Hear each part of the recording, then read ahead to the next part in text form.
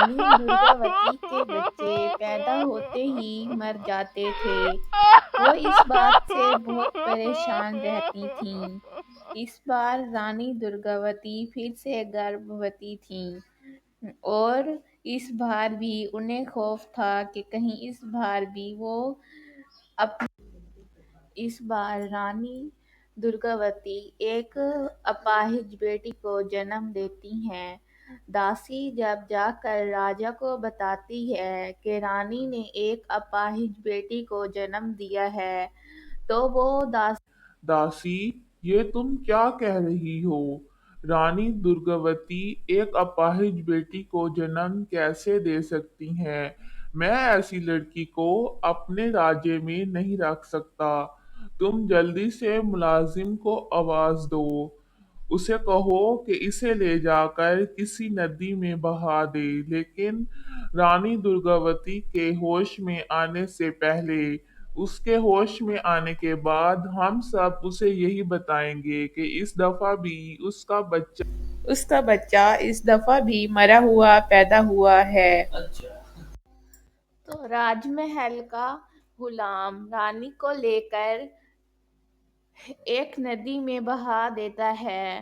اسی ندی پر راج محل کا راج دھوبی کپڑے دھو کر سکھا رہا تھا تو اسے کسی بچے کے رونے کی آواز آتی ہے۔ دیکھتے ہی دیکھتے ایک چھوٹی سی پری پانی میں تیرتی ہوئی اس کی طرف آ رہی ہوتی ہے تو وہ دیکھتا ہے کہ ٹوکری میں ایک بچی جو روتے ہوئے اس کی طرف آ رہی ہے تو وہ آگے بڑھ کر اس بچی کو اٹھا لیتا ہے اور کہتا ہے کہ یہ بچی کس کی ہو سکتی ہے؟ کون اتنے ظالم ماں باپ ہیں جنہوں نے اپنی نومولود بچی کو پانی میں بہا دیا ہے؟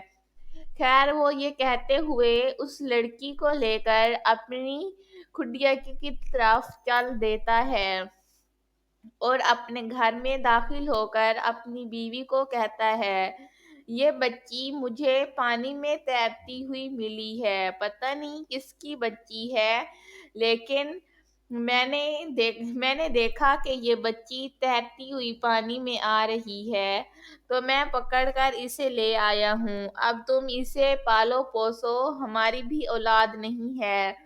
اسی بہانے سے ہمارا ایشور اپنی بیوی گنگا سے آ کر کہتا ہے کہ یہ بچی مجھے باہر ندی سے ملی ہے، کسی نے بہت ہی بے رحمی سے اسے ندی میں بہا دیا ہے، ہماری بھی کوئی سنتان نہیں ہے تو ایشور کی مرضی سمجھ کر ہم اسے پالیں گے۔ تو اس کی بیوی کہتی ہے، جی وہ تو ٹھیک ہے، لیکن مجھے ایسا لگ رہا ہے کہ اس بچی کے ہاتھ حرکت نہیں کر رہے، دیکھیں وہ ہاتھوں سے کوئی بھی حرکت نہیں کر رہی۔ تو ایشور کہتا ہے، ہاں وہ تو مجھے بھی نظر آ رہا ہے، اب کیا ہوگا؟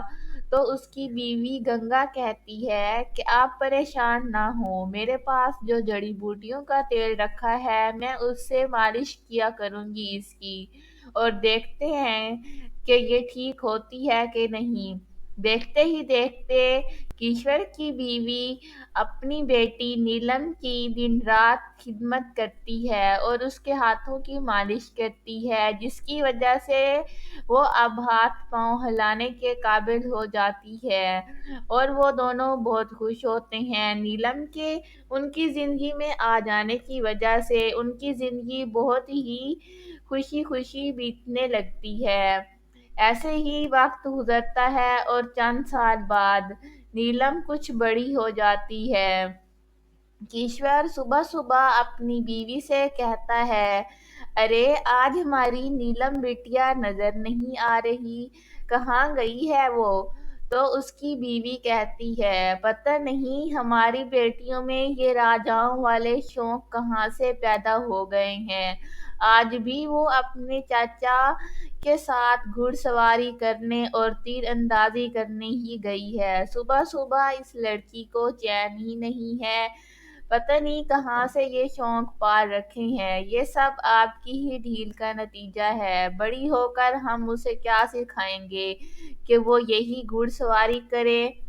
ایسے ہی پھر کچھ اور سمے گزرتا ہے اور کیشور کی بیٹی نیلم بڑی ہو جاتی ہے۔ ایک دفعہ وہ اپنے چچا کے ساتھ جنگل میں جاتی ہے اور جنگل میں تیر اندازی کرتے ہوئے اسے کچھ آوازیں سنائی دیتی ہیں، تو اس آوازوں کی سمت وہ تیر چلاتی ہے۔ وہ آوازیں شیر کی ہوتی ہیں اور وہ شیر ایک راجے کے بادشاہ کو گھیرے ہوئے ہوتا ہے۔ جب وہ شیر کے اوپر سے تیر گزرتا ہے تو شیر ڈر کر وہاں سے بھاگ جاتا ہے اور نیلم چلتے ہوئے اس بادشاہ کے پاس جاتی ہے، تو بادشاہ اس کا شکریہ ادا کرتا ہے، کہتا ہے بیٹی اگر تم وقت پر نہ آتی تو یہ شیر تو مجھے آج کھا ہی جاتا۔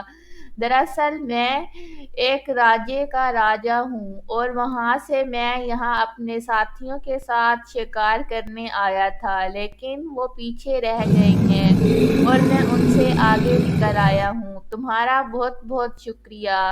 تو وہ اپنی سنتان کا نام بتاتا ہے، تو نیلم کہتی ہے میرے بابا بھی